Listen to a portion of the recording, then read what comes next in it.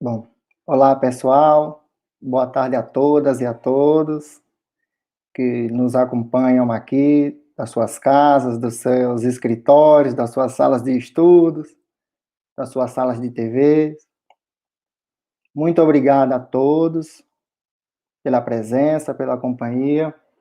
E estamos aqui, enfrentando todos esse desafio, nessa nova modalidade de desenvolvimento de atividades científicas e de exposição dos nossos trabalhos.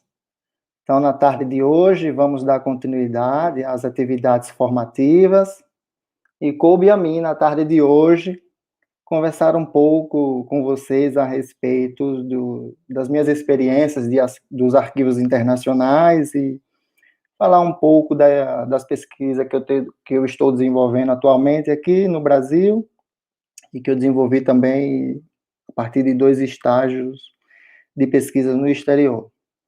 Então, inicialmente, para quem não me conhece, eu me chamo Marcos Aldêncio de Oliveira, sou licenciado em matemática, estou no grupo GMAT desde 2013, desenvolvi um doutorado sobre a supervisão do professor Wagner, e atualmente eu desenvolvo um estágio de pesquisa de pós-doutorado aqui na Unesp de Araraquara, sob a supervisão da professora Vera Valdemarim.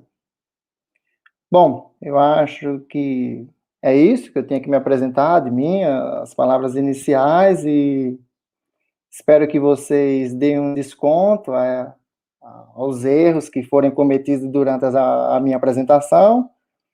É um processo de adaptação. Acho que todo mundo, não só eu, mas boa parte dos pesquisadores, estão passando por esse processo de adaptação e de nova modalidade de exposição das suas pesquisas.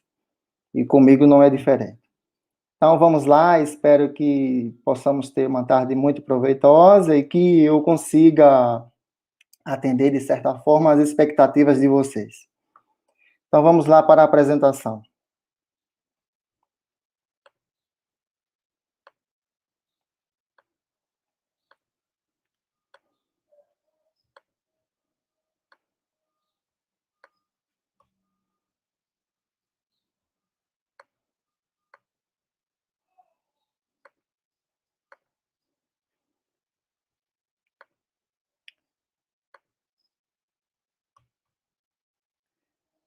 Acho que está tudo ok aí com a apresentação? Alguém pode dar um sinal aí?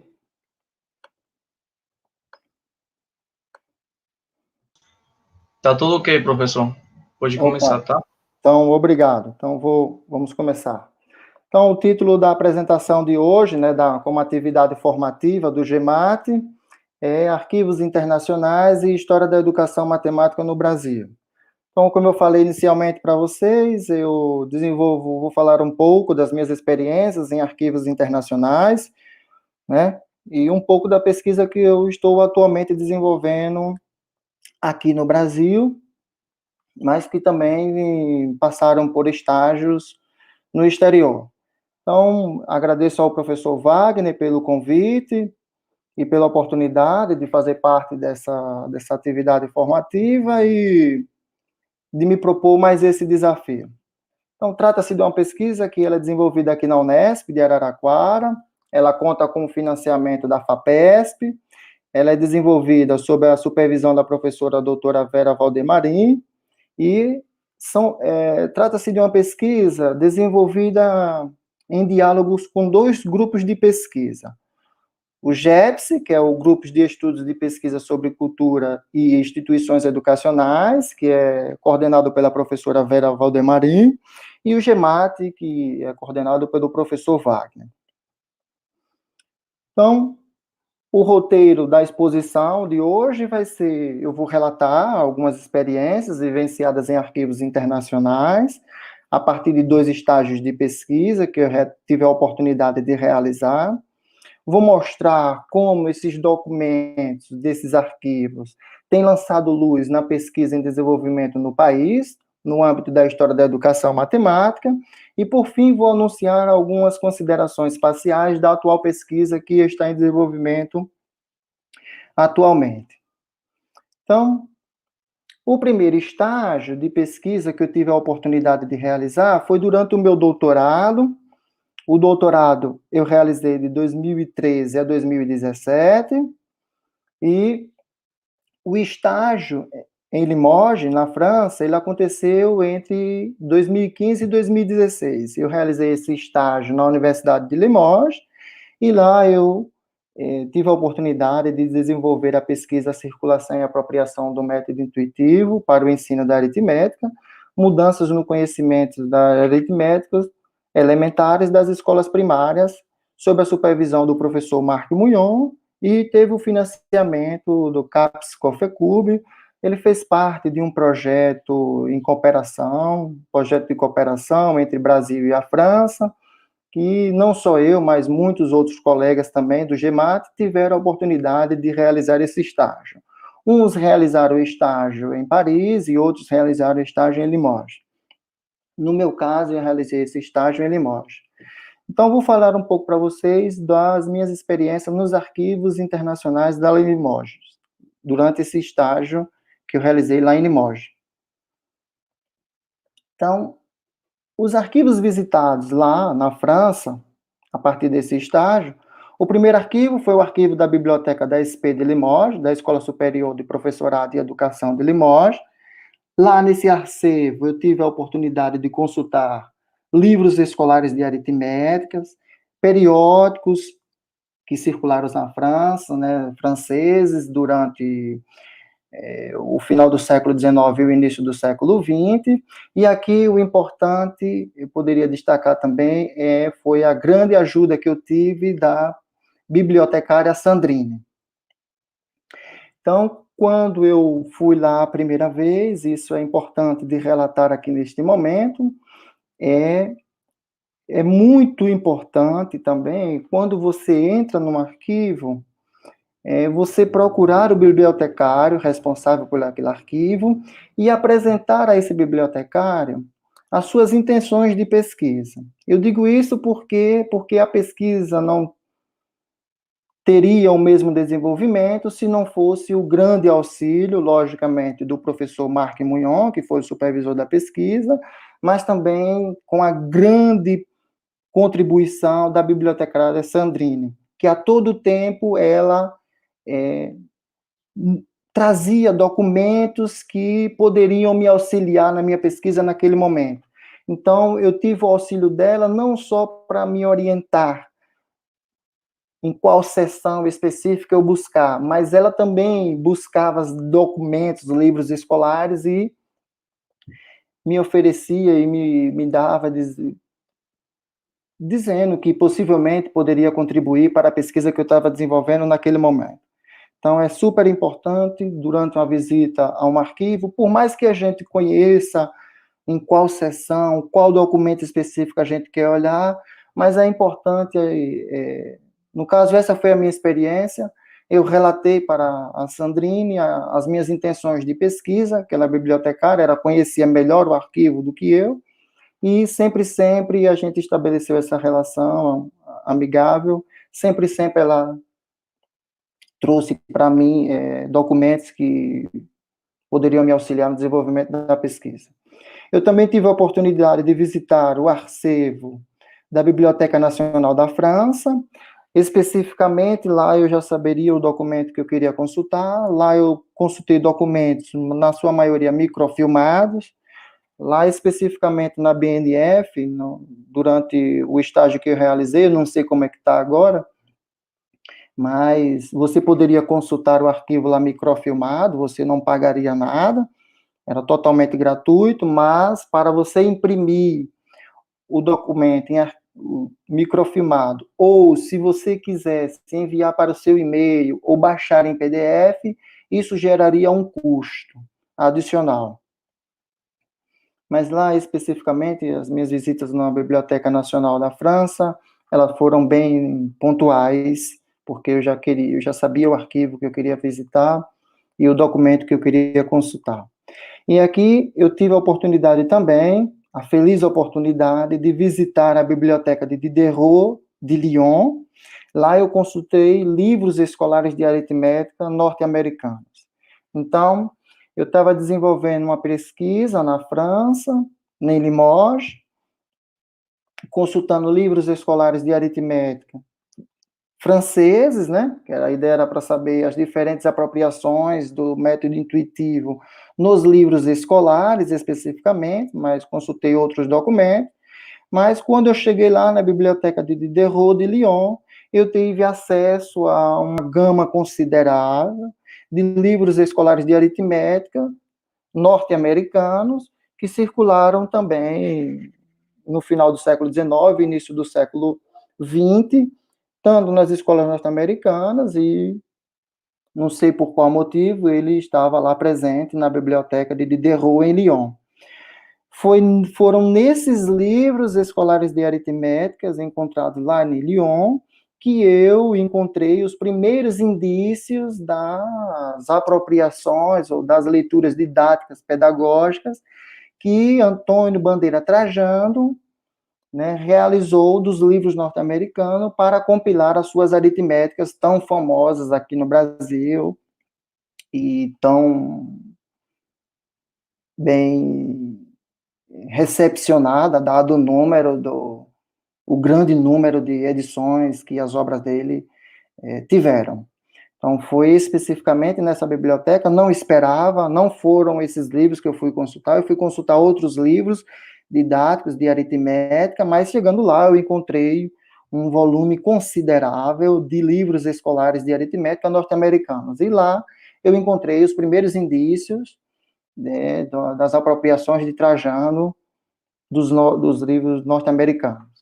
Mas eu também lá, durante esse estágio, eu não só visitei acervos para desenvolver a minha pesquisa, mas também participei de um projeto também interessantíssimo, que foi o projeto de digitalização do Fundo de História da Educação da Universidade de Limoges. Eu, junto com a minha colega Nara, né, que nós realizamos esse estágio juntos, né, em 2015 e 2016, mas depois esse projeto foi continuado por outros colegas que lá também estiveram, depois que nós realizamos, depois de 2016, lá esse projeto de numerização dos cadernos de alunos e de professores, ele foi continuado, essa atividade ela foi continuada por outros colegas. Então, nesse projeto, né, eu trabalhei junto com a minha colega Nara no processo de higienização, no processo de classificação, catalogação e digitalização dos cadernos de alunos e de professores, né, de lá, de Limoges, e que circularam no final do século XIX e no início do século XX. Aí então a capa, né, hoje esses cadernos, eles estão disponíveis para consulta nesse site aí, que quem tiver interesse pode acessar. E foi isso, eu também tive essa oportunidade de participar desse trabalho de digitalização, né? Entrar a fundo nessa dinâmica de não só visitar acervos para consultar documentos, mas de trabalhar no processo de disponibilização de documentos para acesso de novos pesquisadores, documentos esses que podem ser acessados da nossa casa a partir de um clique.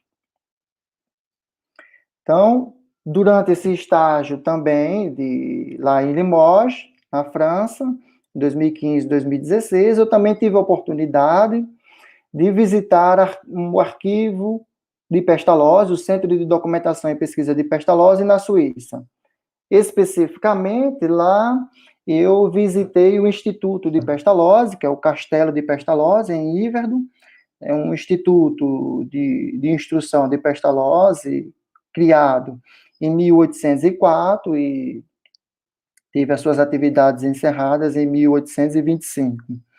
Então, lá, nesse arquivo, eu entrei, durante o estágio lá na França, eu entrei em contato com o diretor desse Centro de Documentação de Pestalozzi, né, que é o Jean-Jacques Alisson, e ele gentilmente me acolheu lá e me mostrou o pouco do que resta ainda desse Centro de Documentação de Pesquisa de Pestalozzi. Realmente, pela obra de Pestalozzi, por tudo aquilo que ele desenvolveu, hoje o Centro de Documentação não dispõe de muitos documentos.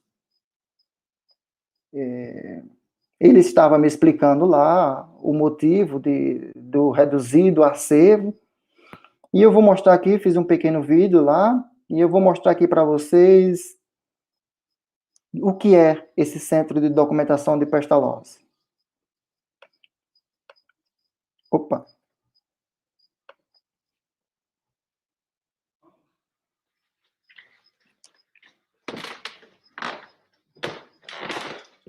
Il y a quelque chose, ça c'était de Monsieur Pestalozzi, la table, elle était là, c'était du mobilier de Monsieur Pestalozzi.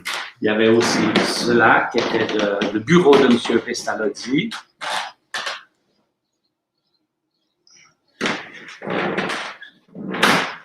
Et puis,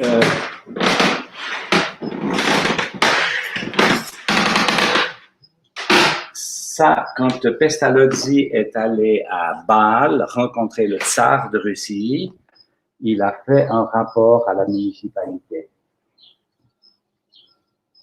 Mais ce n'est pas son écriture. Hein. Oui. Et il a une écriture qui est le reflet de sa personnalité. Elle est tourmentée, son écriture. Ah bon? Oh, oui, on a, regardez.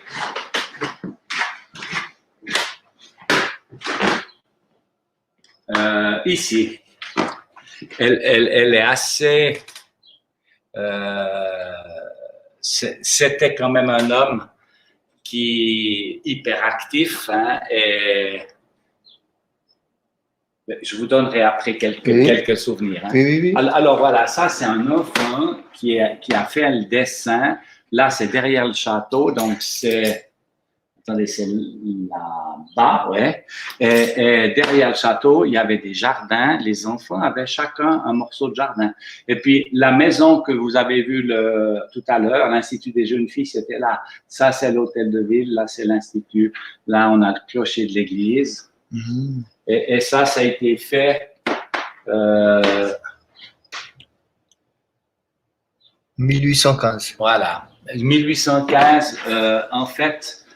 Madame Pestalozzi est morte et ils l'ont enterrée ici.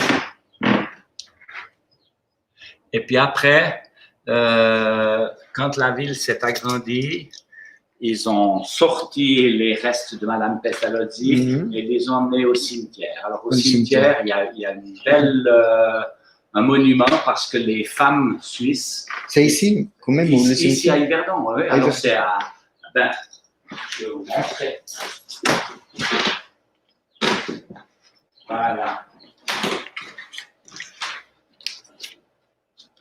Cette lettre, c'est intéressant. C'est la lettre qu'a écrite la municipalité en 1804 pour inviter M. Pestalozzi à venir à Yverdon. Parce qu'il était à Burgdorf, Berthaud, et puis il devait quitter le château, et c'est comme ça qu'il est venu à Yverdon. Et puis ça, c'était le fanion, qui d'un côté à Winkelried, c'était un héros suisse, et puis de l'autre côté, il y a un arbre, Institutspes in Obobo. Alors, la Bible aussi, c'est important, était une Bible de l'Institut Pestalozzi. Ah, c'est une Bible du Pestalozzi. Ouais.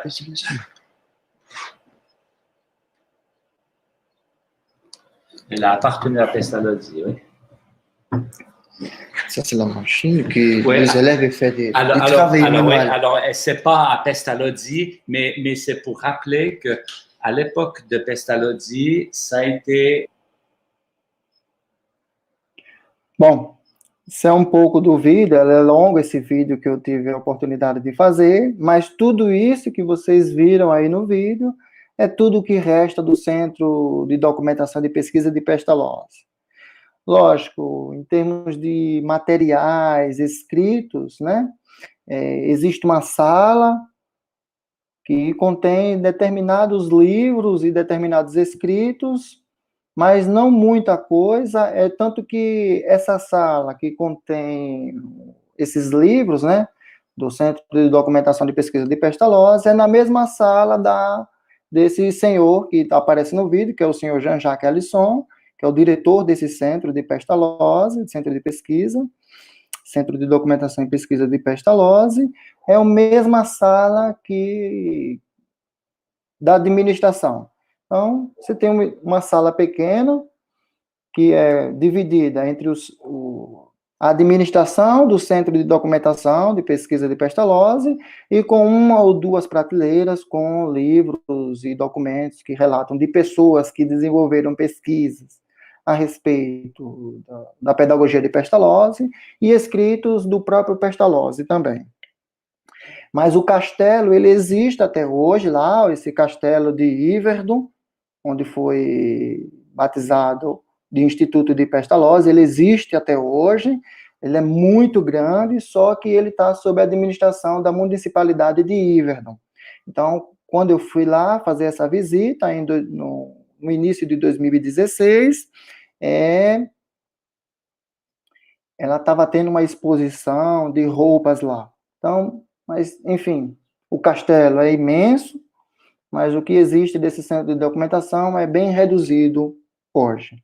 Durante essa visita também, eu tive a oportunidade de visitar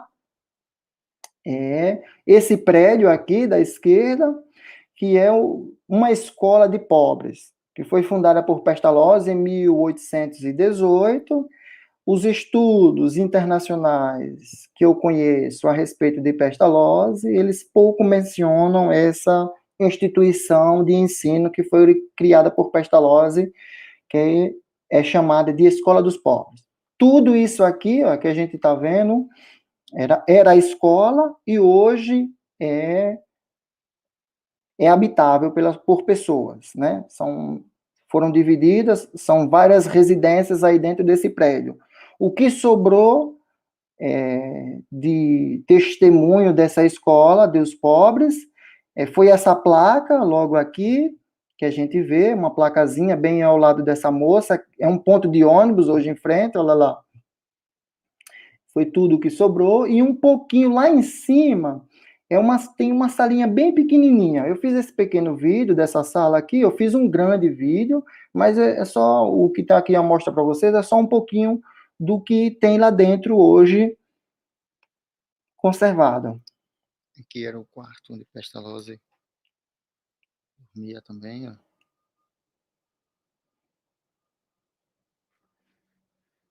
Hoje foi transformado em entulho.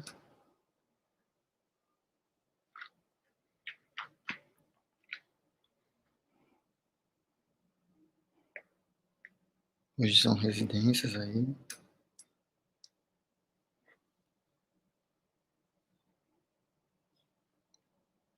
Vamos entrar mais para ver. Tchau. Bom, É tudo que sobrou dessa escola de pobres de Pestalozzi, fundada em 1918. É tudo que tem, está nesse quartinho. Eu fiz um grande vídeo, mas para dar uma dimensão para vocês hoje aqui, essa pequena parte já dá um pouco da dimensão do que restou disso aí.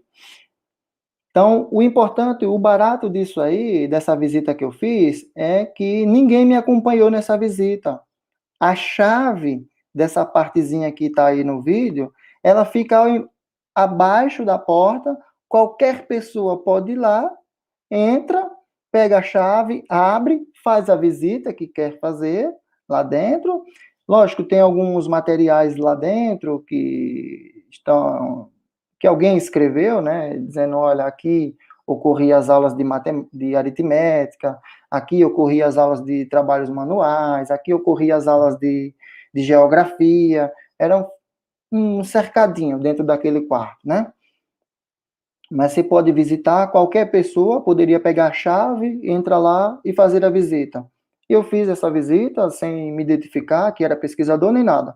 Essa porta aqui estava aberta, o senhor Jean Jacques Alisson disse, olha, essa porta vai estar aberta, você pode entrar, lá embaixo tem a chave, você pode pegar e fazer a visita que você quer fazer e fazer a pesquisa que você deseja fazer. Bom, esse foi um pouco dos arquivos que foram visitados lá na Suíça de Pestalozzi. Também visitei o túmulo da esposa de Pestalozzi lá no cemitério. É muito bonito mesmo e tem vários textos lá. Tirei fotos e tudo mais, bom. Mas o túmulo também faz parte, né, da pesquisa histórica, né? Visitar cemitério faz parte, a depender das intenções de pesquisa. Bom, o resultado, né, de todas essas visitas que eu fiz, os arquivos durante esse estágio, esse primeiro estágio que eu fiz lá em Limoges, contribuiu para a finalização da tese de doutorado, que foi defendida em 2017, a tese intitulada Aritmética Escolar e o Método Intuitivo, um novo saber para o curso primário. Essa tese está disponível lá no repositório, né? Quem quiser consultar, aí está o endereço. Foi uma tese orientada pelo professor Wagner e financiada pela FAPESP. Bom, agora eu vou falar um pouco das minhas visitas das minhas visitas aos arquivos internacionais que eu tive a oportunidade de realizá-las durante o meu estágio em Montreal, que finalizou há pouco, né? Foi em 2019 a 2020. Lá eu tive a oportunidade de desenvolver a pesquisa intitulada Aritmética do Curso Primário para Alfabetização. A minha primeira intenção de pesquisa foi essa. Aritmética do Curso Primário para Alfabetização, análise histórica da dinâmica de produção de um saber escolar. Esse é o mesmo título da pesquisa, que atualmente está em desenvolvimento aqui no Brasil, sob a supervisão da professora Vera, como eu falei inicialmente, e lá no Canadá, em Montreal, na Universidade do Quebec, em Montreal, eu desenvolvi essa pesquisa sob a supervisão do professor Davi Guillemette. Essa foi uma pesquisa também financiada, eu realizei esse estágio a partir do financiamento da FAPESP. Então, vamos falar um pouco dos arquivos que eu tive a oportunidade de visitar durante esse estágio. Então, o primeiro arquivo que eu visitei foi o arquivo da Biblioteca Nacional do Quebec. Essa biblioteca que nós estamos vendo aqui à esquerda, né, na tela, essa banca. E no interior dessa biblioteca, lógico, eu fui lá primeiro, porque eu conversei, né, inicialmente com o supervisor da pesquisa, e lá ele me orientou a primeiro iniciar a pesquisa a partir deste arquivo e desta biblioteca, né? Então, lá dentro, no interior dessa biblioteca, tem uma seção que é a Coleção Nacional, que essa aqui é a imagem da direita aqui.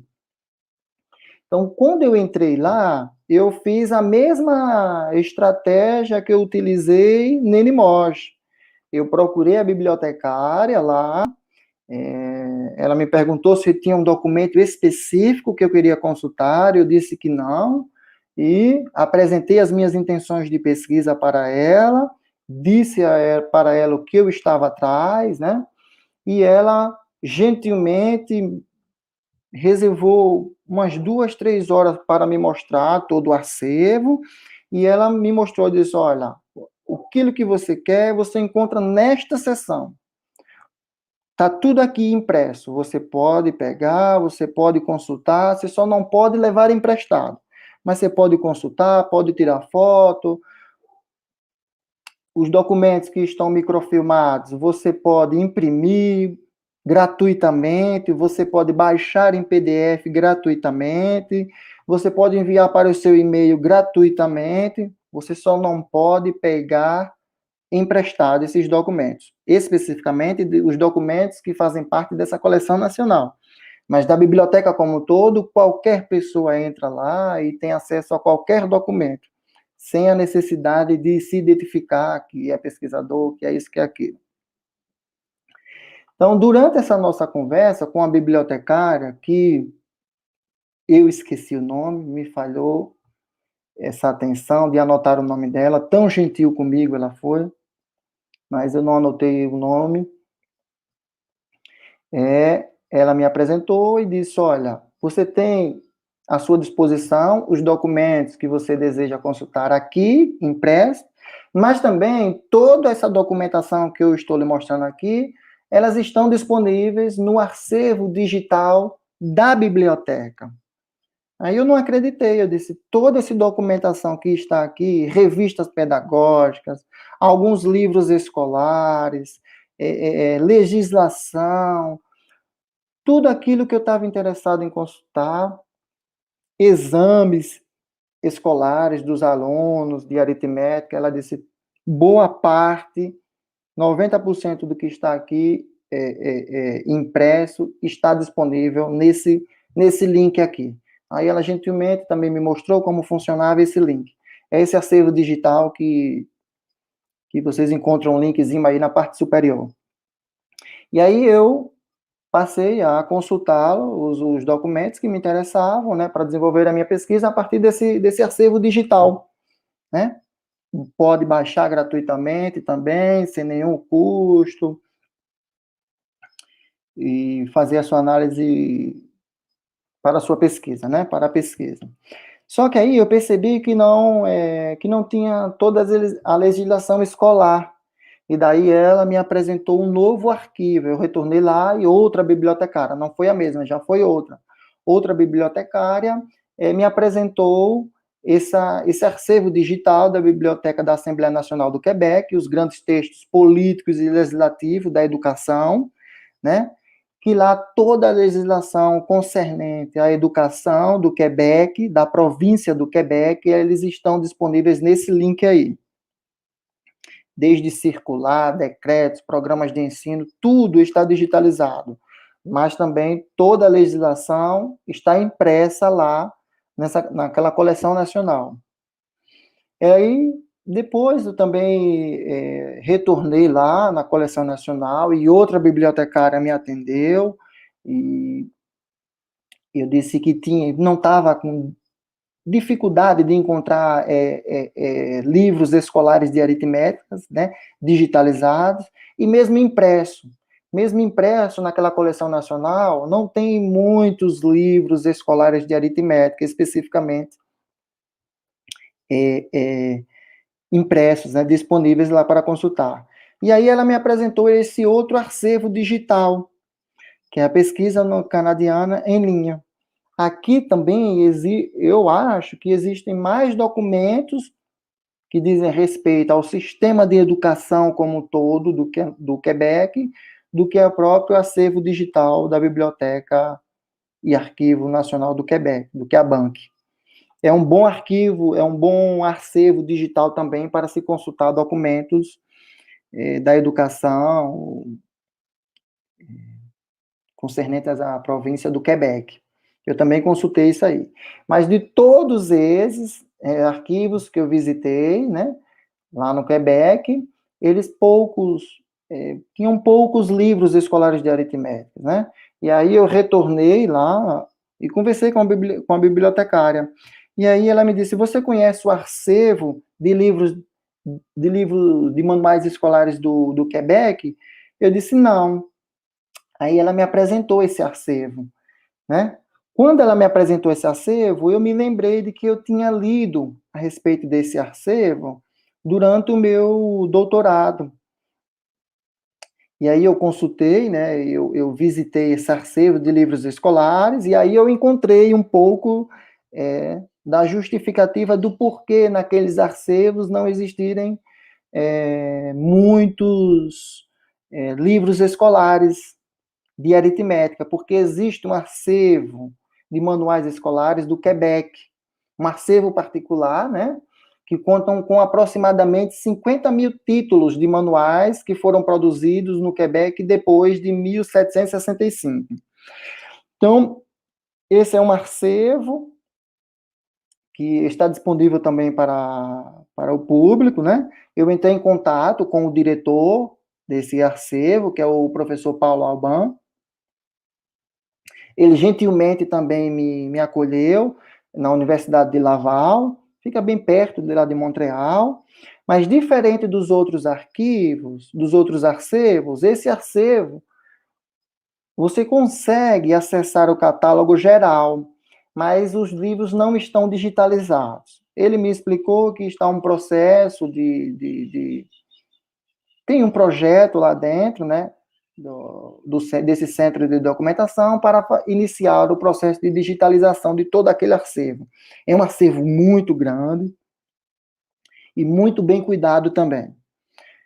Então, quem tiver interesse de acessar o catálogo e fazer as suas pesquisas dos livros que fazem parte desse acervo, os livros não estão disponíveis para serem acessados online, apenas o catálogo.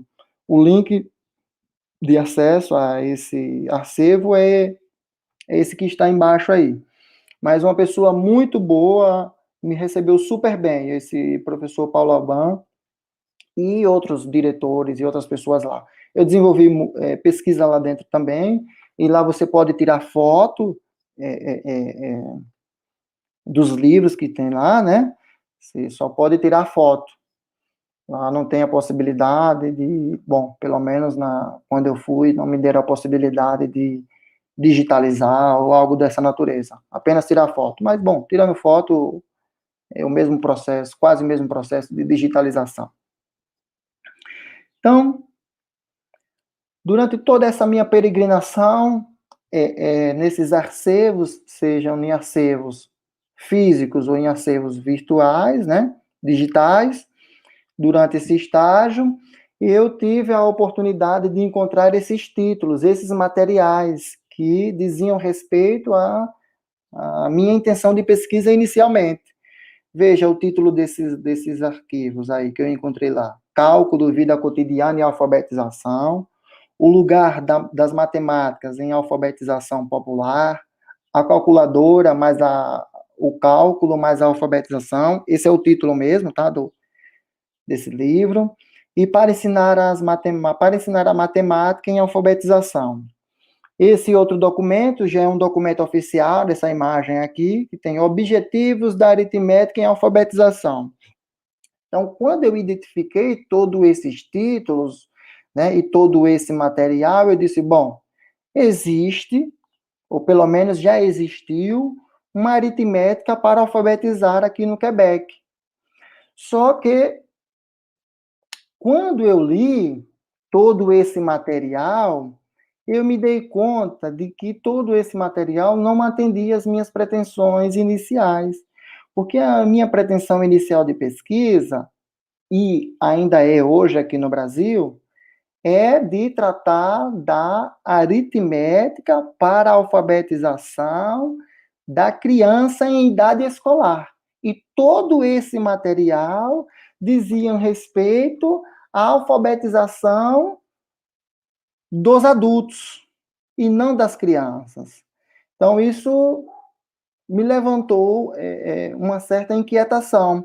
E aí eu consultei, bom, se existia uma aritmética do adulto, uma aritmética para alfabetizar adultos, né?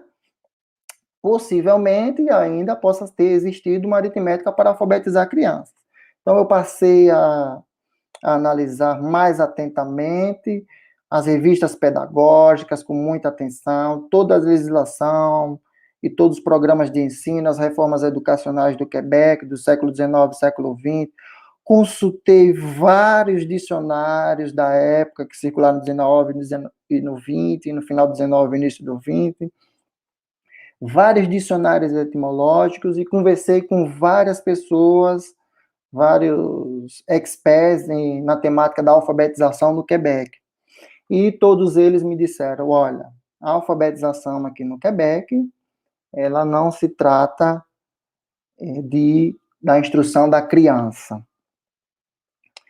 Então, eu levantei a seguinte questão. No Quebec, se falou em alfabetizar crianças, quando eu identifiquei esses títulos e analisei, e fiz a análise de todos eles, e percebi de que se tratavam de textos para alfabetização, de propostas de uma aritmética ou de uma matemática para alfabetizar adultos, eu me fiz essa pergunta. Se falou em alfabetizar crianças no Quebec, e aí quando eu retornei para analisar as revistas, né, os periódicos que circulavam na época, os programas de ensino, as propostas de reformas escolares, dicionários e toda uma gama de material, né, que eu tive disponível no momento, eu constatei que entre o final do século XIX e as primeiras décadas do século XX, essa província organizou e reorganizou diferentes propostas de ensino para a escola primária, visando, em primeiro plano,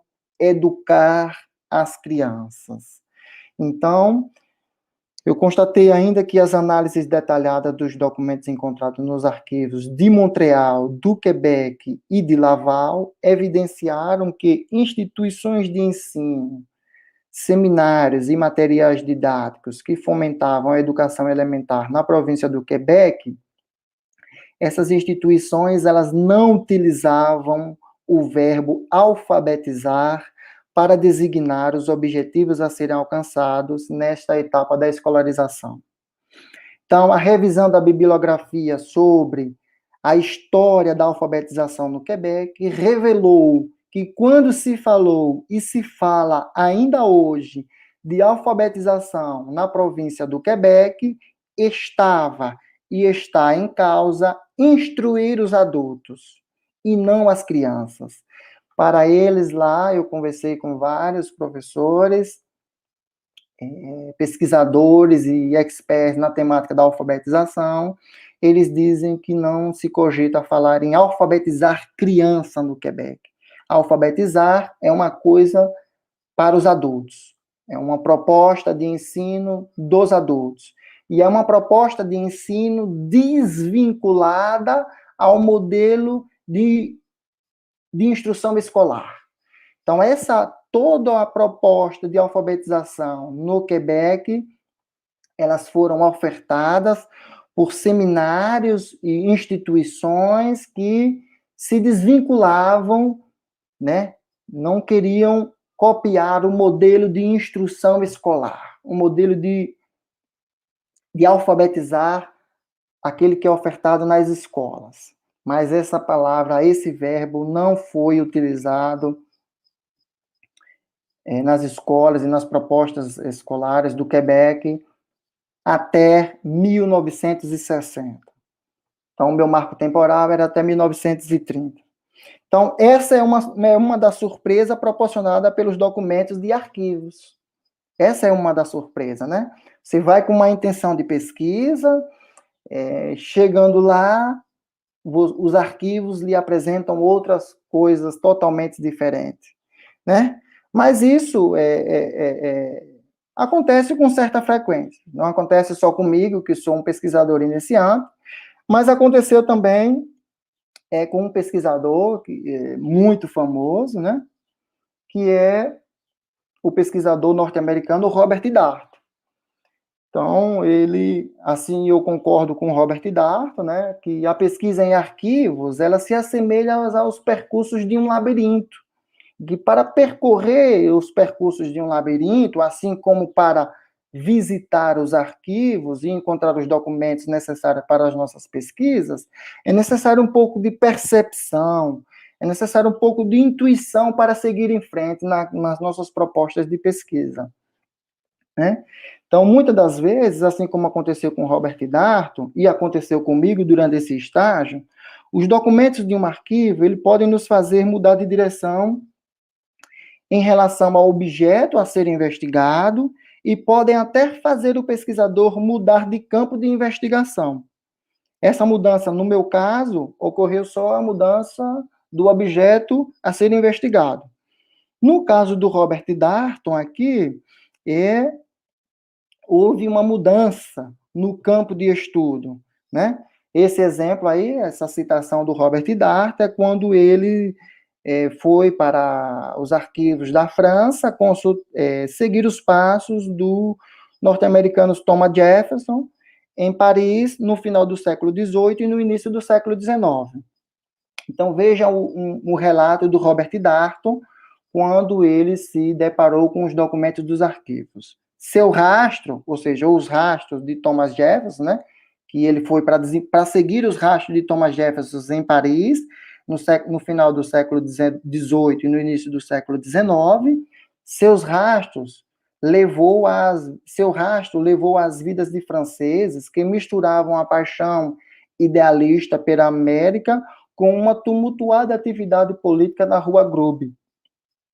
As linhas de investigação abriram para um território tão pouco familiar que finalmente me decidi acompanhá-las em vez de seguir Thomas Jefferson, e passei as décadas seguintes vagando pelo campo de estudo conhecido na França como História das Mentalidades.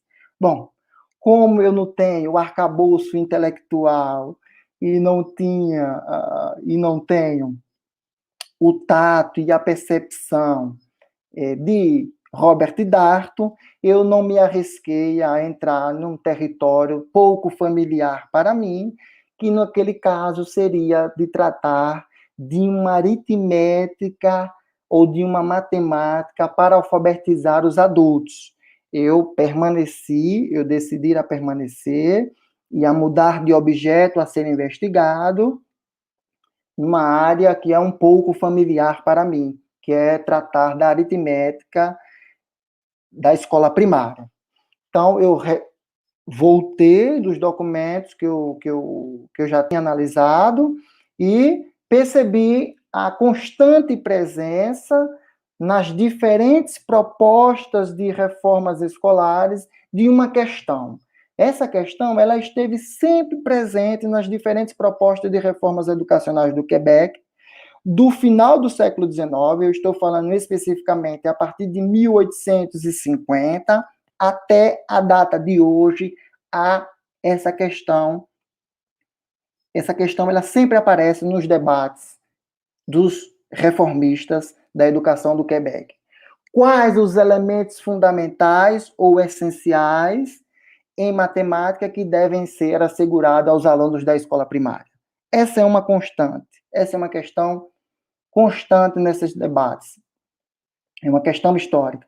Então, eu me decidi a desenvolvi durante esse estágio uma pesquisa a respeito dessa temática aí, entre um elementar considerado como fundamental e um rudimentar essencial da aritmética. Esse foi um debate histórico que foi interessante de acompanhar durante o meu estágio de pesquisa. Porém, ao contrário do que se possa dar a entender, essa mudança no meu objeto de investigação, ela trouxe contribuição para a minha pesquisa que eu estou desenvolvendo aqui no Brasil. Porque durante esse estágio lá, eu realizei um amplo levantamento, da bibliografia, não só do Quebec, mas estrangeira como todo, mundial, a respeito da alfabetização, e eu constatei que a Unesco, ela convidou um professor belga a realizar um estudo histórico da história das propostas de alfabetização pelo mundo, e esse professor belga, que agora me falhou a memória, ele escreveu claramente lá no seu levantamento histórico, dizendo o seguinte, que o primeiro país a elaborar uma proposta oficial de alfabetização no mundo foi a Rússia em 1919. Segundo esse professor belga, esse é um estudo que foi encomendado pela Unesco e que está disponível para todos acessarem. Então, quando ele falou isso, eu digo, epa, nos estudos que eu já até então havia realizado aqui no Brasil, eu encontrei propostas de alfabetização antes de 1919 aqui no Brasil. Só que essa proposta de alfabetização na Rússia, de 1919, assim como a do Canadá, e assim como de várias propostas da Unesco, são propostas da alfabetização dos adultos. Então, eu digo, bom, então o Brasil, eu levantei a hipótese, o Brasil pode ter sido um dos pioneiros, né, no mundo a elaborar uma proposta de alfabetização da criança. E essa proposta, ela ocorreu aqui em São Paulo, oficialmente, né? É um plano desenhado a partir de 1918. Mas se falou em alfabetização aqui no Brasil muito antes disso. Já se falava, diferente do Quebec, que só passou-se a utilizar o verbo alfabetizar, né? A partir de 1960, mas 1950 já se falava nisso lá. No Brasil já se falava nisso a partir de 1890, na virada do Império para a República. Então, no Brasil, né, essa proposta, essa aritmética da alfabetização, ela já é um pouco mais caracterizada, diferente daquilo que é proposto, ou daquilo que foi proposto lá na província do Quebec, né, especificamente em Montreal, e daquilo que foi apresentado por esse levantamento histórico realizado pelo professor belga, que foi encomendado pela Unesco. Então, esse professor, esse diretor da instrução, Franklin Ramis Galvão, ele disse o seguinte, que o analfabeto é um elemento pernicioso no seio da nação, e a república jamais será uma realidade auspiciosa e feliz se a instrução do povo lhe não trouxer a base substancial e estável por excelência. Então, no início da República, não bastava apenas somente mudar de regime político no Brasil. Depositou-se também um credo educacional que era de alfabetizar ou de instruir o analfabeto, né? De instruir o povo, instruir o analfabeto para se tornar um elemento que trouxesse colaboração para a verdadeira constituição dos objetivos da República. Só que nesse mesmo contexto surgiu um outro debate. Bom, nós precisamos instruir o analfabeto, identificamos. Agora tem uma outra questão. Quais saberes devem ser ensinados, né, ou devem ser assegurados a esse analfabeto, né? Então, para Arthur Breves, ele disse o seguinte, que saber ler, escrever e contar não é instrução, é simples instrumento de aquisição, e que o ensino primário estende-se às noções de todas as ciências, que obedecem uma lei de classificação. Então, queria-se, o projeto traçado de instruir ou de alfabetizar o analfabeto aqui no final do século XIX no Brasil, e especificamente aqui em São Paulo, era que essa instrução ela contemplasse um conjunto amplo de conhecimentos e de noções oriundas de todas as ciências, e que não se restringisse apenas ao ler, escrever e contar. Então, neste caso, eu entendo que instruir o analfabeto significava, portanto, formá-lo pela verticalidade das ciências. Então, segundo Caetano de Campos, né, essa instrução envolvia uma notável soma de conhecimentos que resultam sinteticamente das noções enciclopédicas oriundas de diversos ramos do estudo. Então, neste primeiro momento aqui, no final do século XIX, pensava-se em instruir o analfabeto, mas que essa instrução envolvesse uma soma notável de conhecimento. Então, nós estamos falando de uma alfabetização que não se restringia apenas ao ler, escrever e contar. Então, note que o contar, ela já fazia parte dessas propostas de alfabetizar ou de instruir o analfabeto. Então, neste contexto, por ser uma proposta de instruir o analfabeto pela verticalidade das ciências, foi possível caracterizar aí, até o momento, uma aritmética que integraliza, ou seja, nem analfabetos de letras e números, nem analfabetos das ciências.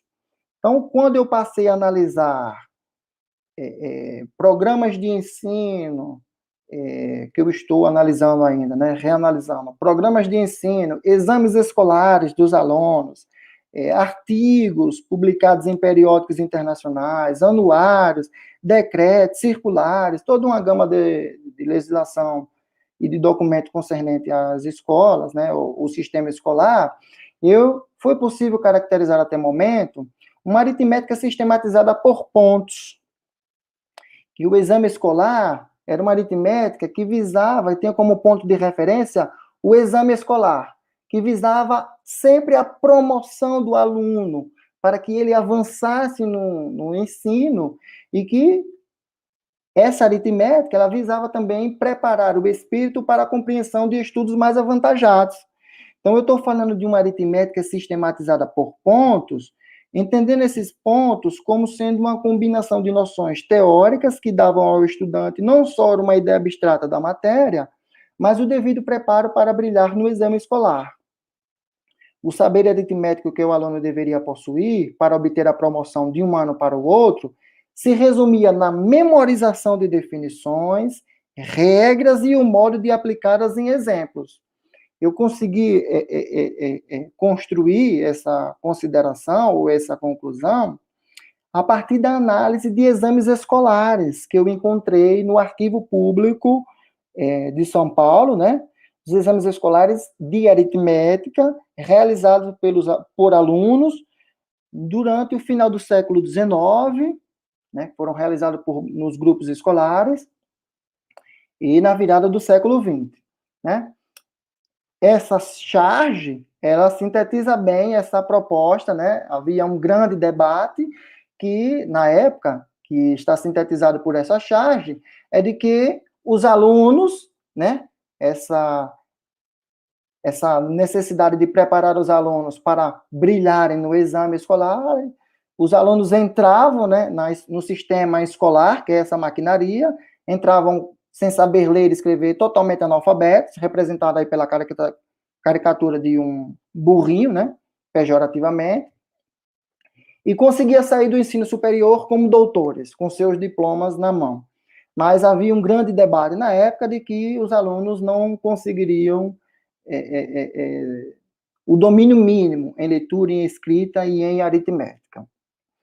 Essa proposta, né, de alfabetização a partir de uma instrução ampla, de uma soma notável de conhecimento, ela permaneceu até 1918, quando em São Paulo, né, quando a instrução pública tinha à sua frente Oscar Thompson, começou-se a se desenhar um projeto de extinção do analfabetismo infantil. Um projeto especificamente para a alfabetização da população infantil. Então, disse Oscar Thompson, naquela época, 247.543 crianças entre 7 e 12 anos de idade ficaram sem escolas e, por isso, deixaram de aprender a ler, escrever e contar. Disse ele, a alfabetização da população infantil em idade escolar precisa ser feita já e já, sem demora, imediatamente. Então, ele fez uma consulta pública, né, para os homens de escolas, como eram chamados na época, né, aquelas autoridades, ou os experts, como a gente pode chamar. Uma consulta pública que apresentasse uma proposta para essa extinção do analfabetismo na província de São Paulo, e uma proposta de alfabetização da população infantil. Então, Oscar Thompson, né, apresentou uma proposta e várias outras pessoas, mas a proposta de Oscar Thompson foi a mais aceita, né, e aí começou-se a se desenhar aí uma aritmética que civiliza. Nem analfabetos de letras e números, nem analfabetos de ofícios. Ela começou a se desenhar uma proposta de alfabetização que não fosse integral, que desenvolvesse uma instrução a partir de uma soma de conhecimentos, mas que reduzisse. É tanto que, a partir dessa proposta, é que surge aquela reforma Sampaio-Dória, que reduz de 5 ou de 4 anos a instrução primária para 2 anos de instrução, na década de 1920. Mas aquela proposta lá começou a ser desenhada em 1918. E aí perguntou Sampaio-Dória, mas o que se pode entender por alfabetizar o povo? Sem dúvida, não será analfabeto quem souber ler, souber escrever, souber cálculo elementar. Então, já aqui, ó, nós já vemos uma diferente concepção de analfabeto. Lá no final do século XIX, analfabeto era aquele que não tinha domínio, não só da leitura, da escrita e do cálculo, mas que também não tinha domínio das noções das ciências, das noções oriundas das ciências, né? Pela verticalidade da ciência. Aqui já se restringe a noção de analfabeto e de alfabetizado, né? Então, ler, escrever e contar são os 3 benefícios mínimos. Só que, na mesma época, a gente já vê uma mudança de entendimento do que é alfabetização. O inspetor escolar, José Narciso Couto, dizia que a escola primária cumpre o seu destino ao formar o cidadão e ao formar o operário. Então, eis o duplo problema que se trata de resolver aqui, como em toda parte, ou seja, na escola primária, ou seja, se resolver em São Paulo. Não bastava apenas alfabetizar para formar o cidadão em 2 anos. Era preciso formar o cidadão e formar o operário. Ou seja, era preciso dar uma instrução e uma profissão, ou seja, um ofício. Então, entre as décadas de 1910 e 1920, a luta contra o analfabetismo deixou de ser um fim em si mesma e a alfabetização tornou-se uma preparação ao mundo do trabalho.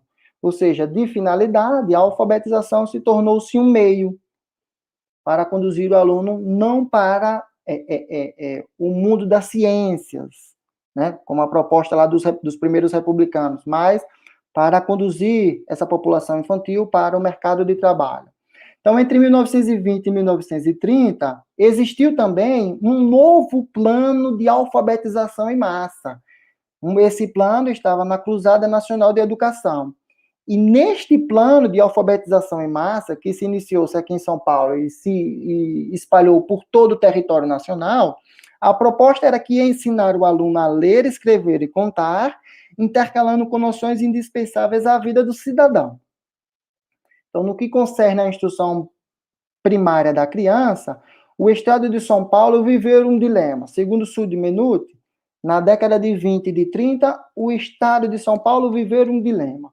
Ou dar muito a poucos, aquela proposta lá dos primeiros republicanos, né, de dar uma instrução científica, uma instrução enciclopédica, mas uma instrução reduzida a poucos, porque não eram todas as crianças que tinham acesso à escola, ou dar pouco a todos, aquela instrução em 2 anos, mas que fosse estendida a várias crianças em idade escolar.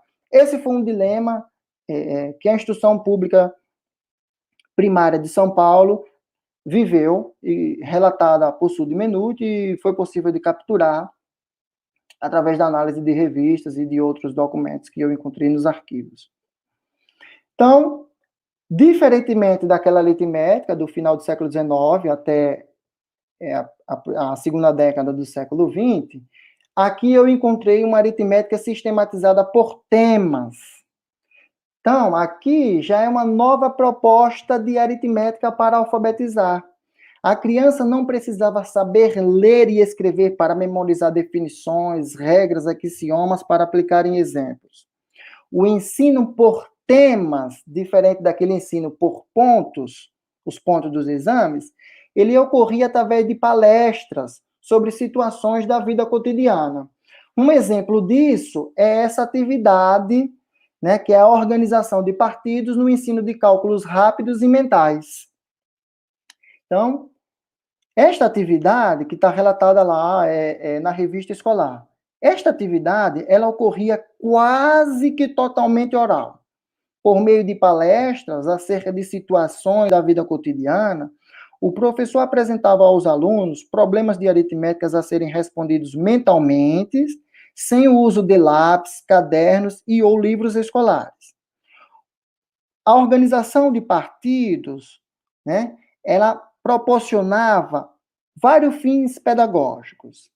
O estímulo constante e uniforme da classe, a disciplina da classe, o aproveitamento, a prática do ensino cívico, a prática de história da pátria, pois o professor deveria ter o cuidado de fazer a classe pronunciar-se por voto livre e constante. Olha, eu não sou tão velho assim, tá? Nós estamos falando de 1926, mas eu me lembro perfeitamente que quando eu fiz o meu ensino fundamental, eu fiz esse tipo de atividade. É a atividade de partidos de cálculos rápidos. Era dividir a sala em 2 grandes partidos. Essas é exatamente como está descrito na revista. Eu vivenciei isso na minha formação do ensino fundamental. Cada lado era identificado por uma cor, dividia a sala ao meio, né? E o grupo de cada parte, né? As pessoas, os alunos de cada parte, elegiam um representante do lado amarelo e do lado verde. Normalmente eram essas 2 cores que a gente utilizava lá, amarelo e verde por causa da bandeira nacional, né?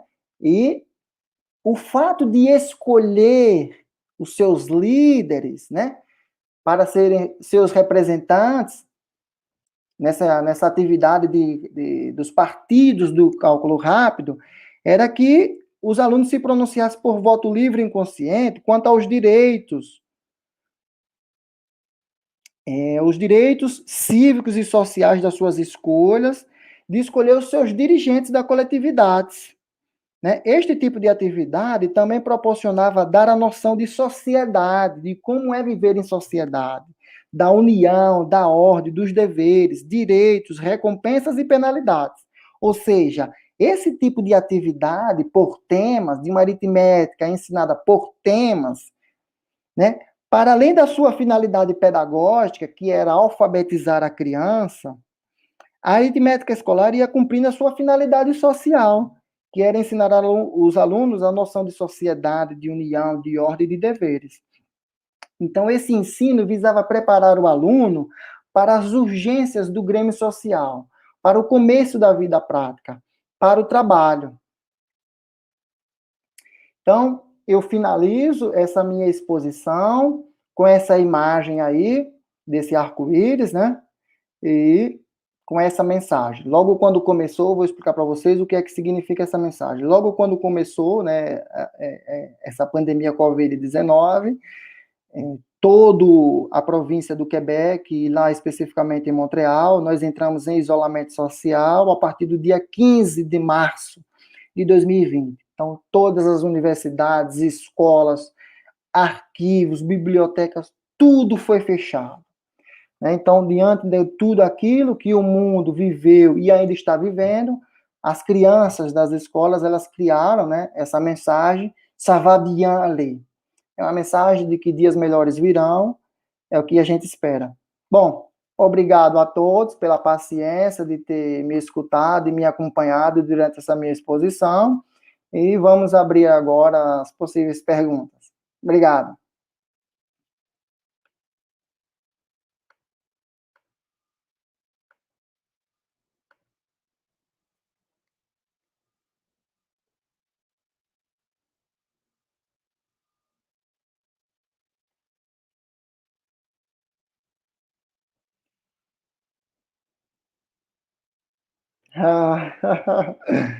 Ô, professora Célia. Ô, Luiz, eu acho que a gente já pode responder?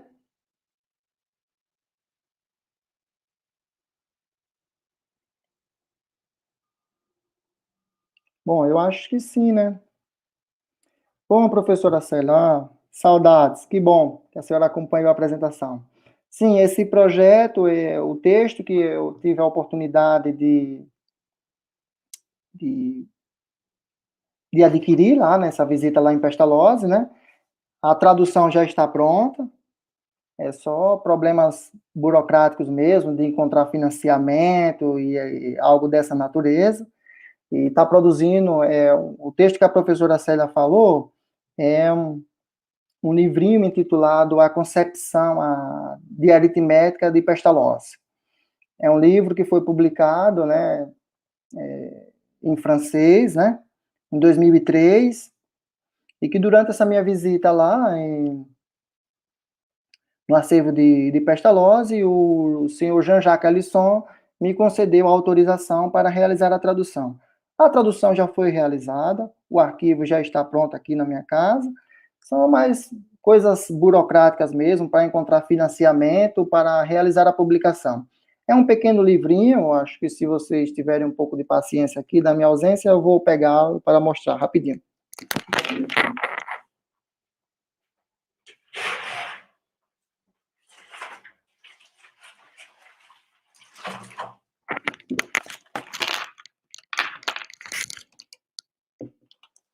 O texto que a professora está falando é esse aqui. Pestalozzi e a sua concepção de aritmética. É um livrinho pequenininho, mas estamos aí, professora Célia. Eu acho que logo, logo a senhora realizará a leitura em português. Só depende de financiamento, está faltando dinheiro. Mas obrigado pela pergunta e pela presença aí nessa tarde.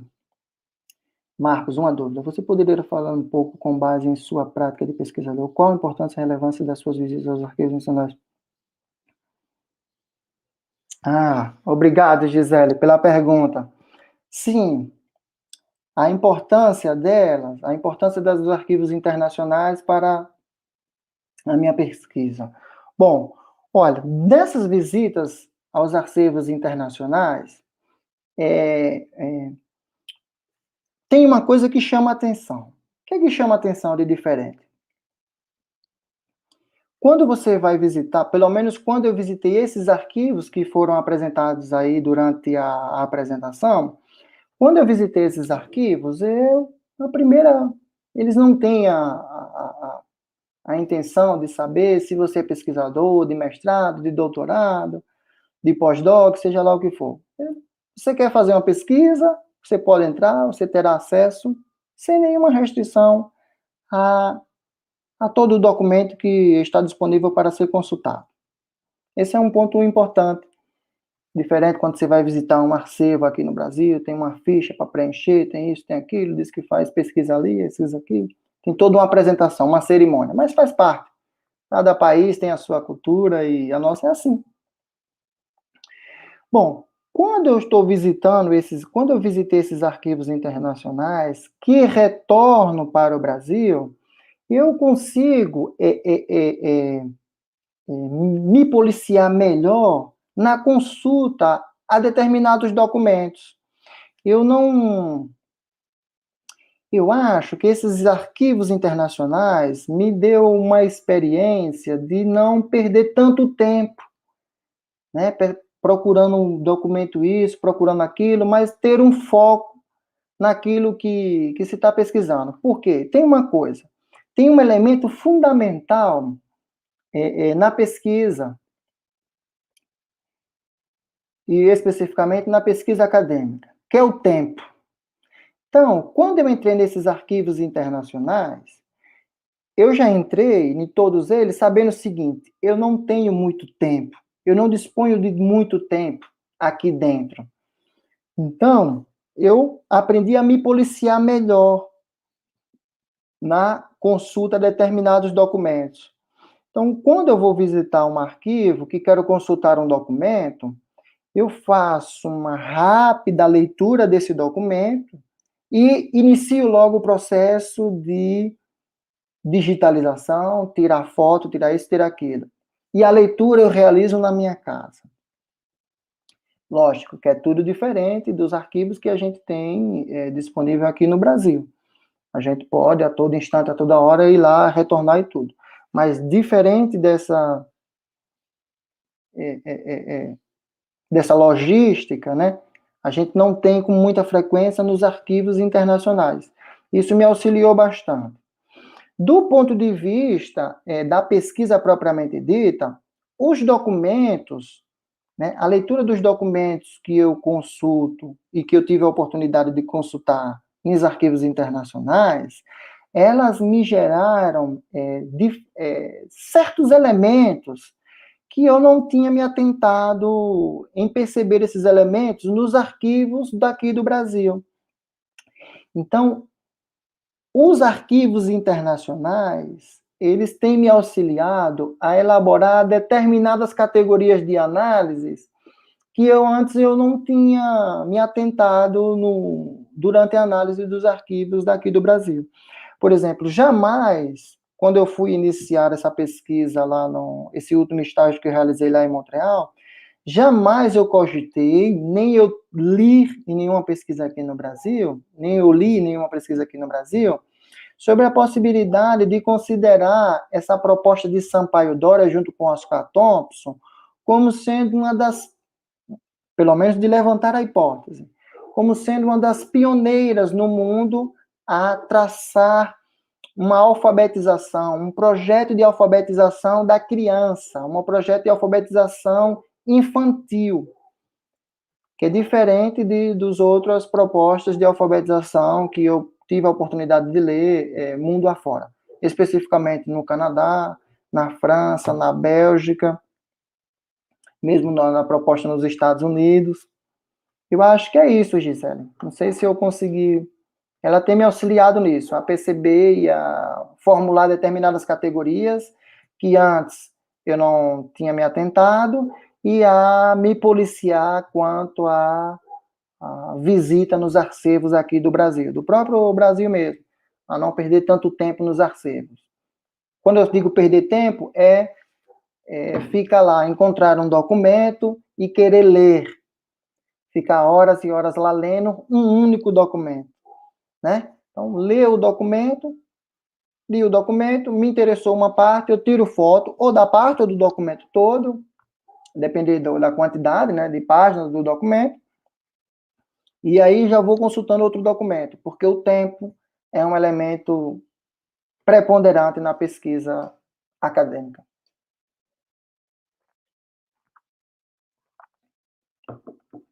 Acho que tem mais outra pergunta aí.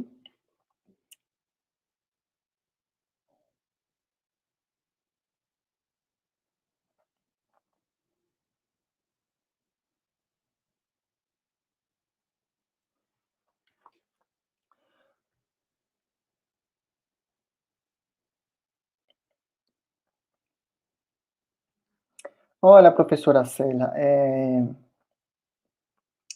eu não sei dizer à senhora, responder à senhora, se ela ainda está presente nas reformas, nas propostas educacionais atualmente aqui do Brasil. Mas o que eu posso afirmar é que essa discussão do elementar e do rudimentar, ela é fortemente presente, ela está fortemente presente nas propostas reformistas lá da província do Quebec. Há uma discussão muito forte entre os reformistas da instrução primária lá na província do Quebec. Eu não identifiquei trabalhos acadêmicos que levassem em consideração essas categorias de análise, né? Essas diferentes concepções epistemológicas do saber, do ponto de vista elementar e do ponto de vista rudimentar. Mas esse debate, ele é presente hoje, porque o último programa escolar da matemática, né, e escolar como um todo, da província do Quebec, data de 2008. E em 2008 esse debate está lá, essa pergunta está lá. Que saberes elementares ou fundamentais devemos assegurar aos alunos no ensino da matemática? Essa é uma pergunta presente hoje lá nos programas e nas propostas reformistas lá da província do Quebec. E quando eu identifiquei essa questão lá, eu digo por que hoje? Porque eu vim acompanhando, né? E quando eu apresentei isso lá para o supervisor da pesquisa, ele disse, mas Marcos, e como é isso hoje? Aí foi que eu eu disse que não sabia até então, aí eu consultei os livros hoje e percebi que é fortemente. Então ele também se interessou por essa categorização, ele disse que nunca tinha se atentado a essa distinção epistemológica do saber, do ponto de vista elementar e do ponto de vista rudimentar. Mas eu não sei dizer se essa categorização do saber, do ponto de vista epistemológico, ela é presente hoje aqui no Brasil.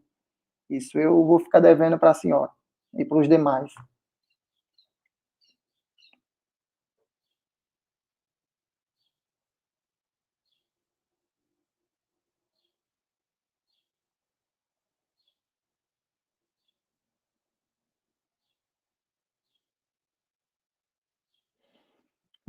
A Maria do Carmo Alves pergunta, Marcos, a partir das suas experiências e o termo glocal de Chartier, quais as distâncias e as aproximações sobre o ensino de aritmética no Quebec e no Brasil? Nossa, uma pergunta muito boa, mas ela é muito complexa também. O que eu posso dizer de aproximação é que ambos os modelos de instrução, no final do século XIX, tomaram como espelho, no caso, aqui de São Paulo, e lá na província do Quebec, tomaram como espelho o modelo de instrução norte-americano. Essa é uma permanência no ensino da aritmética. Eles tomaram sempre como modelo o sistema lá, porque está vizinho, e aqui porque sempre tomava o diálogo constante entre os reformistas paulistas e o sistema educacional norte-americano no final do século XIX e início do século XX. Isso também aconteceu lá, é uma permanência. Então, eles se assemelham bastante. Outra permanência é a confiança depositada no final do século XIX e início do século XX na proposta de ensino intuitivo. O método intuitivo foi fortemente recomendado no Quebec, assim também como foi fortemente recomendado aqui no Brasil. Essa é uma permanência. Um distanciamento seria o seguinte, é que a partir dessa mesma concepção de ensino intuitivo, aqui as apropriações da concepção de ensino intuitivo de Ferdinand de Buisson, ela foi muito forte, né? Os lotes interpretativos do ensino intuitivo oriundo das concepções de Ferdinand de Buisson, ela foi muito forte aqui no Brasil. E lá no Quebec, apesar de ser uma província francofônica, lógico, eu identifiquei a presença, alguém citando uma ou duas vezes Ferdinand de Buisson nas revistas pedagógicas. Mas, quando se falava em ensino intuitivo lá, na província do Quebec, o nome de Pestalozzi soava como uma autoridade muito forte. É muito constante. O nome de Pestalozzi está ligado ao ensino intuitivo lá no Quebec. Outro distanciamento que deve ser considerado em relação ao ensino de aritmética é o seguinte. O sistema, no final do século XIX, isso até 1968 ou 65, se não me falha a memória, até 1965, o sistema de instrução pública da província do Quebec, ele era gerido e organizado por duas seções, a seção católica e a seção protestante. Então, a presença de setores da religião é muito forte na organização do sistema escolar da província do Quebec.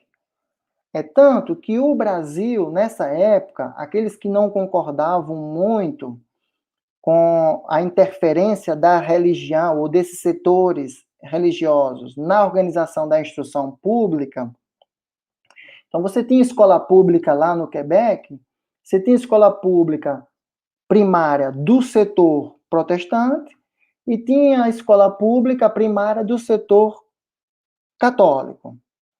Mas tinha uma diferença. Normalmente, a maior quantitativo de escolas era do setor católico. E essa do setor católico, o ensino era francofônico. E essa era anglofônico, e do protestante era anglofônico. Então, você tem um distanciamento. Aí você vê dois modelos distintos de sistematização do saber aritmético. Há uma distinção muito forte na sistematização. Talvez, eu não abordei isso na minha pesquisa lá, talvez isso seja reflexo da presença de princípios religiosos, né, na organização do sistema escolar. Talvez, mas isso não foi meu interesse de pesquisa, por isso eu não me atentei a esse fato lá. E outra coisa, esses são os distanciamentos. É tanto que, como eu estava falando, os homens de escolas, né, como também lá eram chamados, essa expressão foi utilizada aqui no Brasil e foi utilizada lá também. Homens de escola eram pessoas, personalidades que faziam parte do sistema escolar, faziam parte direta e indiretamente da organização do sistema escolar dos dois países. Lá, as pessoas que não concordavam com a presença da religião na organização do sistema da instrução, elas sempre tomavam a organização do modelo de escola paulista como modelo, dizendo assim, olha lá São Paulo, lá no Brasil, tem um sistema bem organizado, isso no final do século XIX, bem organizado e sem a necessidade da presença da religião, né? Então, esses são os principais distanciamentos e aproximações entre o ensino da aritmética no Quebec e no Brasil. Você tem ambos, nesse marco temporal que eu desenvolvi a pesquisa, ambos depositam uma confiança enorme no ensino intuitivo. Mas os lotes interpretativos do ensino intuitivo, nos dois contextos, são diferentes.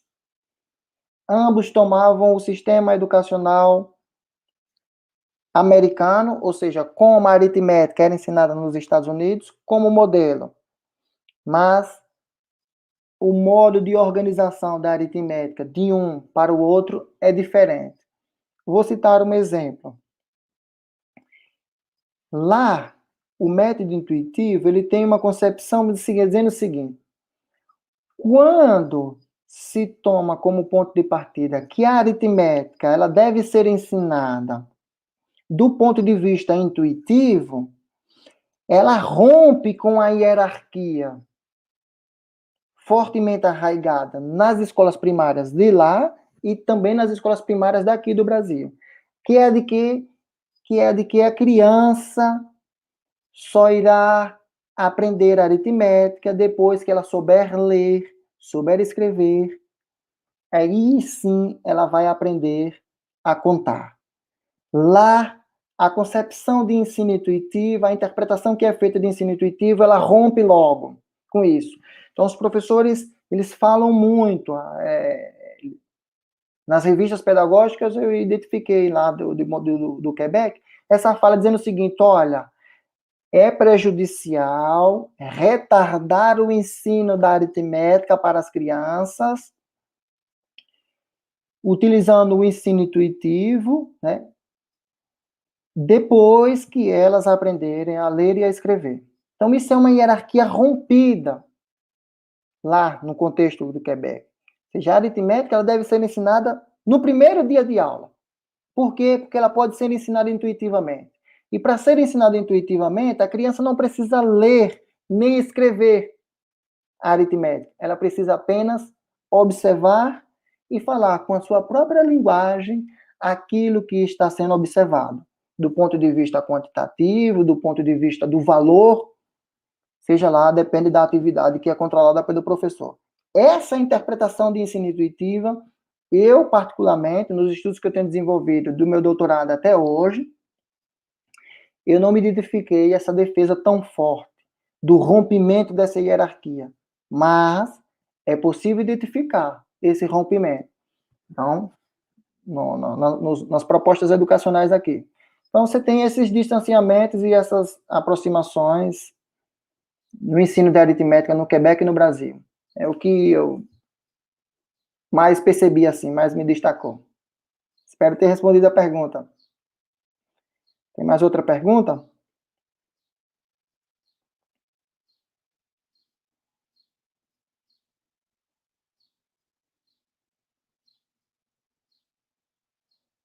Ô, Davizão, obrigado. Obrigado a você por estar aí acompanhando esse compartilhamento das experiências. Então, quais seriam, a pergunta do Davi é essa, quais seriam as suas indicações e observações que nós poderíamos incorporar nas nossas atividades do repositório de conteúdo digital, que é organizado pelo Grupo GEMAT, mas é conduzido por Davi?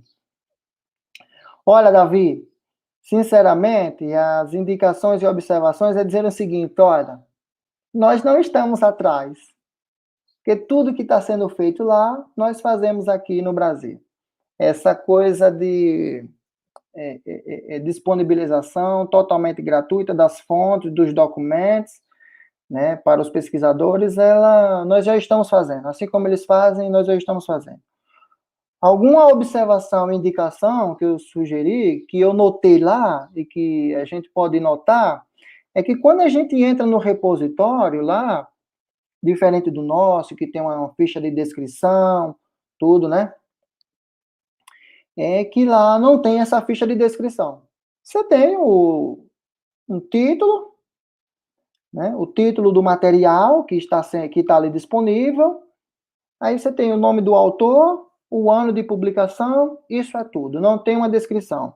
Bom, aí pode-se pensar se é um modelo a ser seguido ou se tem seus benefícios e tem seus malefícios, do meu ponto de vista. Por exemplo, no nosso caso, quando a gente faz aquela descrição detalhada, né, um pouco, uma síntese do conteúdo que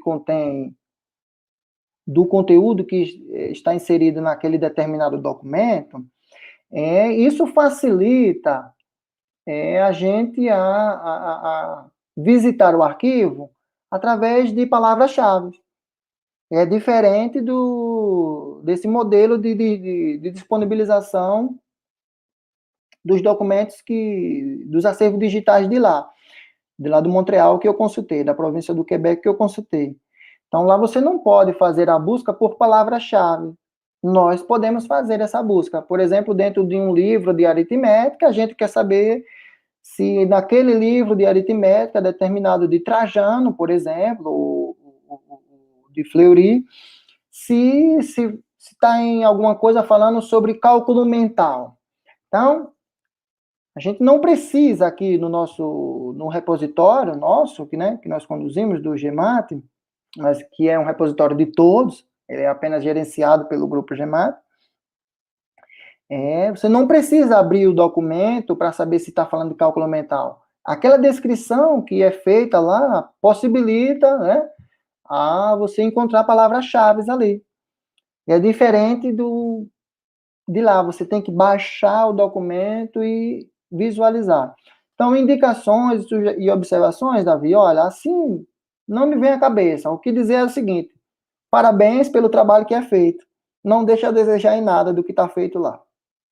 Pode ficar tranquilo, você pode entrar lá naqueles links que estão disponíveis lá na apresentação, que você e qualquer um irá perceber que o repositório que está sendo administrado por você e alimentado por todos, né, do GEMAT Brasil, não deixa a desejar em nada dos acervos digitais do mundo inteiro. E mesmo do acervo digital do Robert Dart, né? Porque essa é uma tendência do mundo todo.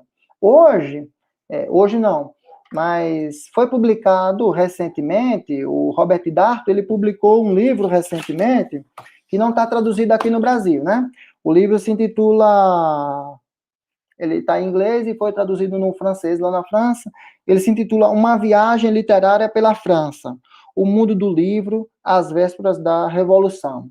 Então, Robert Dart escreveu esse livro E essa dinâmica de acervos digitais, ela chegou para ficar, porque Robert Darnton, para quem não conhece, ele é um especialista na história do livro, e neste livro, ele diz, olha, eu criei um repositório, ele criou um repositório chamado Robert Darnton, e lá nesse repositório, ele disponibilizou todos os documentos que ele utilizou para escrever esse último livro dele, que foi lançado lá em 2018, ainda não está traduzido no Brasil.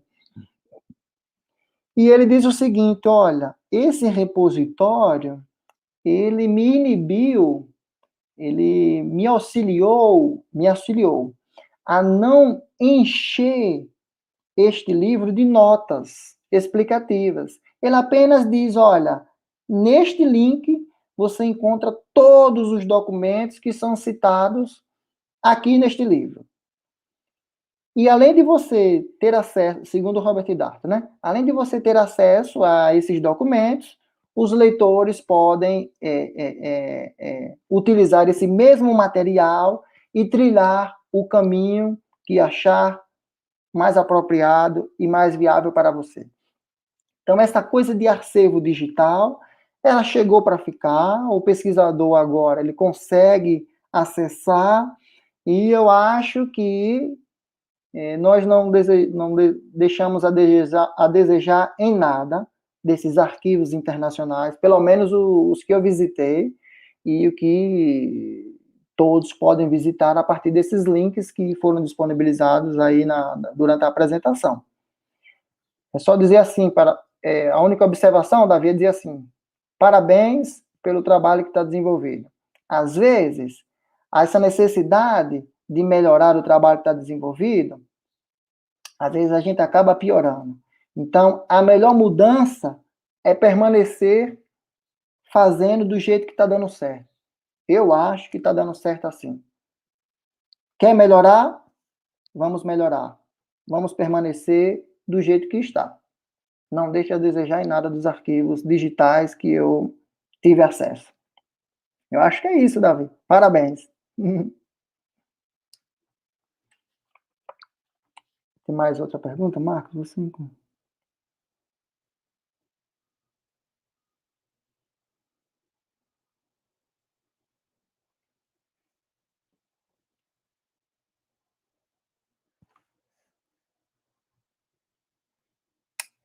A professora Célia perguntando, Marcos, você encontrou em suas pesquisas no Quebec algum indício de desenho nas orientações para alfabetizar, para além de escrever, ler e contar?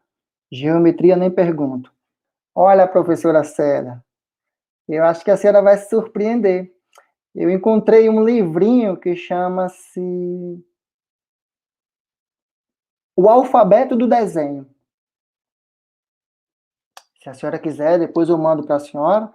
Ele considerou esse livro, ele traz os primeiros passos. Eles chamam de alfabeto do desenho, os primeiros passos no ensino do desenho para as crianças. E o título do livro é esse, Alfabeto do Desenho.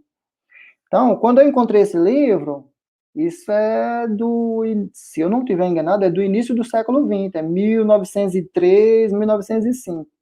Quando eu encontrei esse livro, eu digo, foi que mais me incentivou a dizer, bom, eu acho que eu vou continuar nessa mesma direção.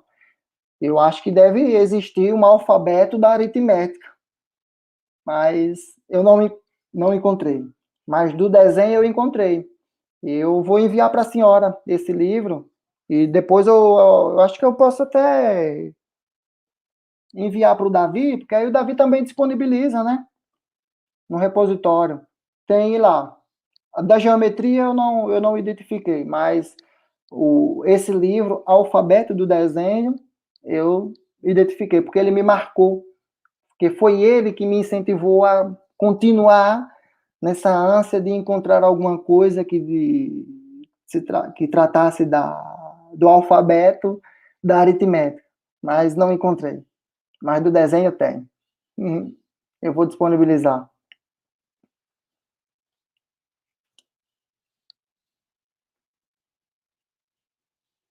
Ah, professora Neuza. Obrigado, professora Neuza. Professora Neuza está perguntando sobre as propostas de alfabetização de crianças que examinou. Já era indicada cartilhas e métodos para alfabetizar?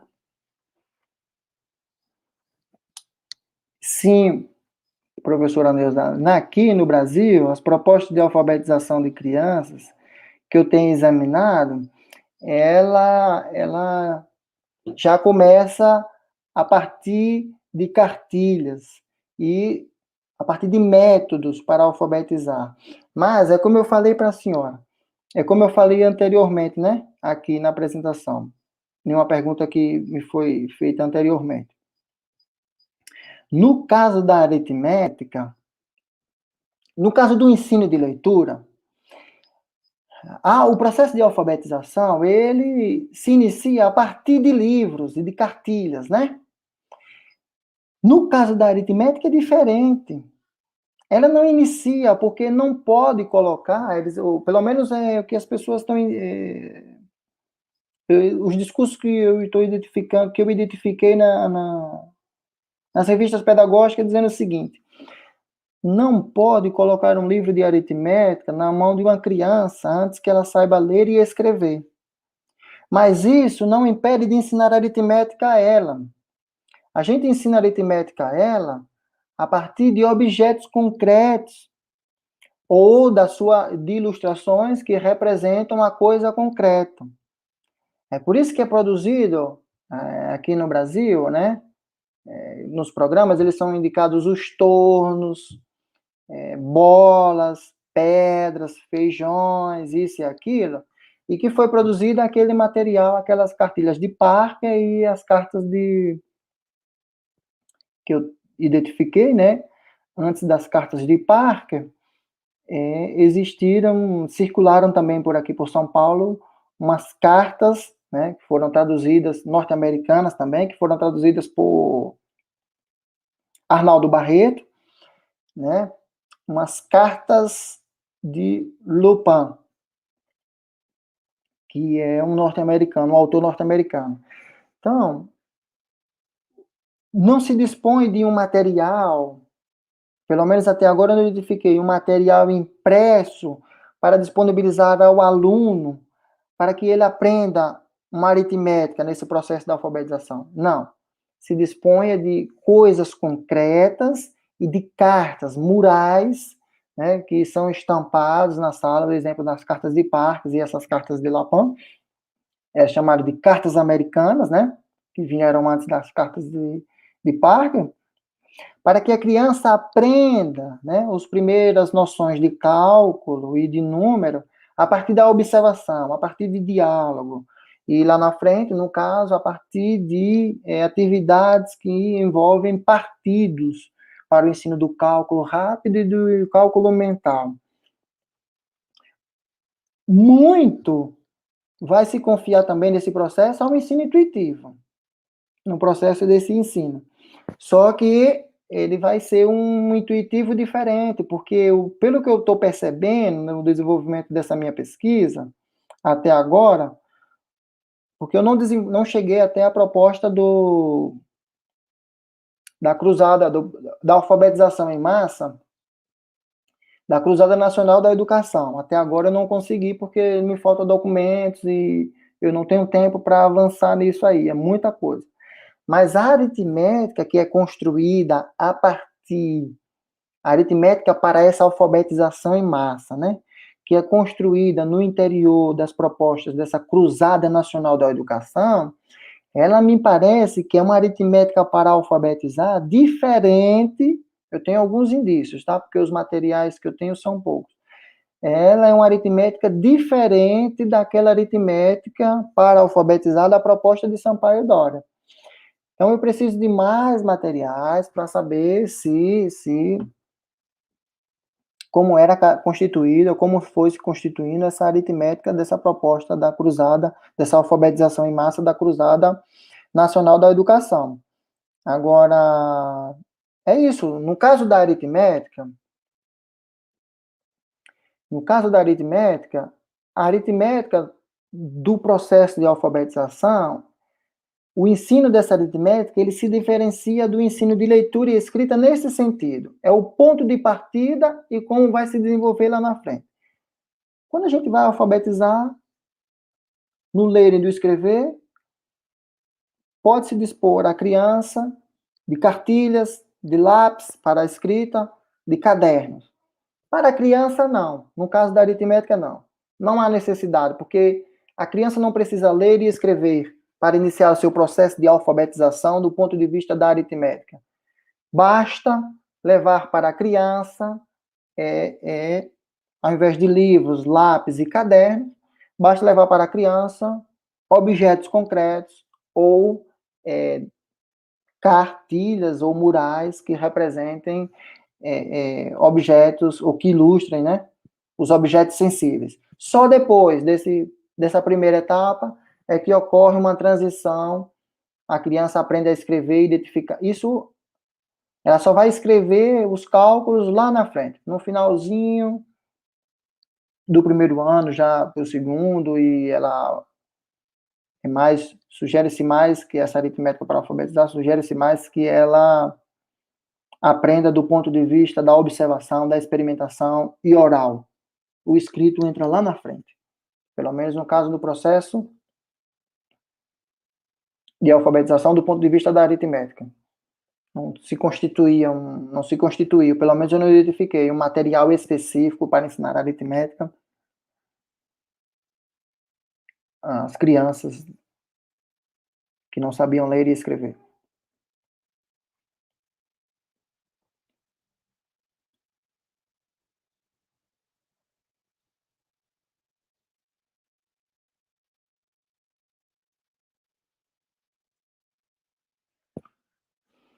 A professora Célia. Marcos, mais uma pergunta. Se houver tempo, gostaria de te ouvir, escutar, saber de você o que você tem lido de estudos da história da educação matemática em revistas internacionais.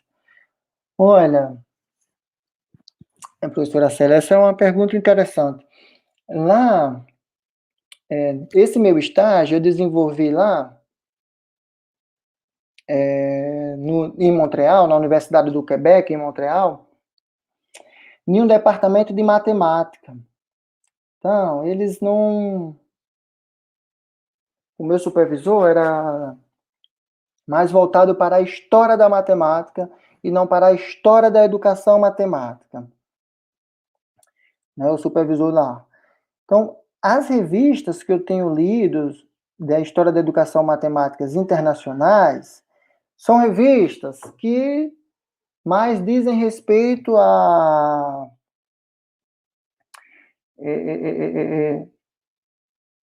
como é que eu posso dizer a senhora? Eu não acompanho mais essa produção da história da educação matemática em revistas internacionais da educação matemática. Lá, como eu estava no estágio lá em Montreal, como eu estava no departamento de matemática, com um professor especialista em história da matemática, ele me sugeriu muitas leituras de pesquisas desenvolvidas no âmbito da história da matemática. Então, sempre eles me sugeriam essas leituras e a gente tinha que conversar. Então, eu não tive a oportunidade de conhecer muitas revistas lá da história da educação matemática. Eu perguntei a ele lá se existiam os eventos desse campo de pesquisa da história da educação matemática lá. Diz que lá no Quebec não existiam muitos eventos, e existiam mais eventos de história da matemática, né, e eventos ligados para a matemática do cotidiano. Especificamente lá no Quebec, na instituição que eu estava, no departamento que eu estava, eu tive contato com poucos estudos, tive a oportunidade de ter contato com poucos estudos da história da educação matemática. Foi mais estudos e eventos voltados para a história da matemática contemporânea, tanto que lá, quando eu tive a oportunidade de apresentar minha pesquisa, foi num evento voltado para a história da educação. Eu não tive a oportunidade de apresentar trabalhos lá, em eventos voltados para a história da educação matemática. Então, as revistas que eu não acompanho muitas revistas internacionais de história da matemática. Talvez a senhora tenha me levantado um ponto para acompanhar daqui para frente, mas eu não tenho acompanhado muito, não,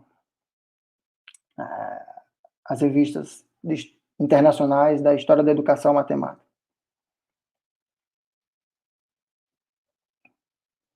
Eu acho que nós temos tempos ainda para perguntas, né? Termina às 4h. Alguém deseja fazer mais alguma pergunta?